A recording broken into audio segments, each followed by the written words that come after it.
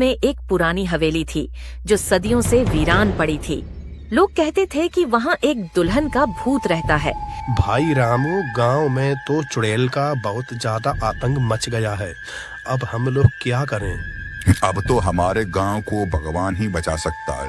रामू और मंजूनाथ आपस में बातचीत करते हैं और उन्हें डर लगता है कि यहाँ पर कहीं चुड़ैल न आ जाए। केवल ये दोनों ही नहीं, गांव के सभी लोग डरे हुए थे, क्योंकि चुड़ैल गांव वालों के साथ सुहागरात बनाती और उन्हें मार देती। चुड़ैल का नियम था कि वह एक सुंदर औरत बनकर आती और लोगों को अपनी ओर आकर्षित करके उन्हें बुलाती और मार डालती। बड़ा आया मुझसे प्यार करने वाला। एक दिन बिरजू नाम का व्यक्ति रात के समय काम कर रहा था। तभी वहां पर चुड़ैल आ जाती है और अपना रूप बदलती है और बिरजू को बुलाती है। बिरजू, ओ बिरजू, तुमने मुझे नहीं पहचाना? बिरजू उसकी ओर आकर्षित हो जाता है और बोलता है, अरे तुम कौन हो और इतनी रात में यहाँ क्या कर रही हो?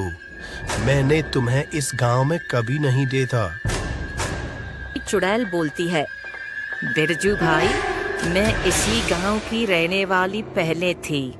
अब मैं शहर से अपने गांव में आई हूँ।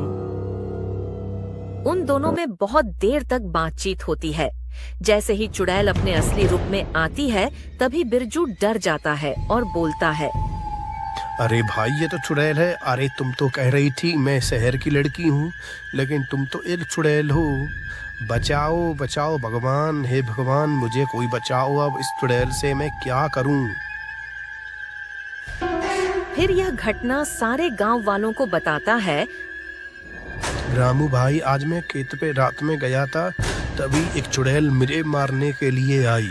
रामू भाई, मेरी रक्षा करो। ये रामू बोलता है, अरे बिरजू भाई, हमारे गांव में लोगों की बहुत ज्यादा मौतें हो रही हैं, लेकिन अब ऐसा नहीं होगा।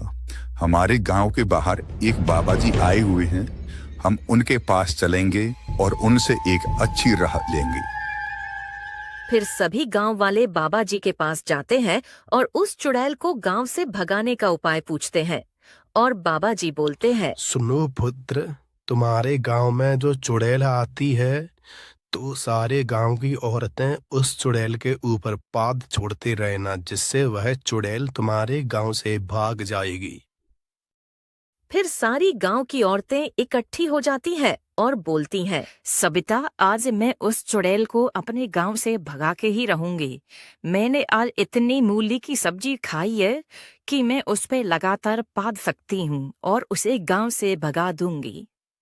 वहां पर चुड़ैल आ जाती है और बोलती है, क्या गोसुड़ पुसुड़ कर रहे हो गांव वालों? तुम मुझे मारने की कोशिश कर रहे हो। मैं मर नहीं सकती। फिर सारी औरतें चुड़ैल को घेर लेती हैं। फिर उसके ऊपर पाद छोड़ती है। अरे करम जलो, ये क्या छोड़ रहे हो मेरे ऊपर? इतना जहरीली बास आ रही है। भागो भागो रे बाबा। और चुड़ैल को गांव की औरतें भगा देती हैं और ऐसे उस गांव में लोग चुड़ैल के आतंक से बचते हैं। तो बच्चों, हमने इस कहानी से सीखा कि औरतें एक साथ होकर क्या कुछ नहीं कर सकती।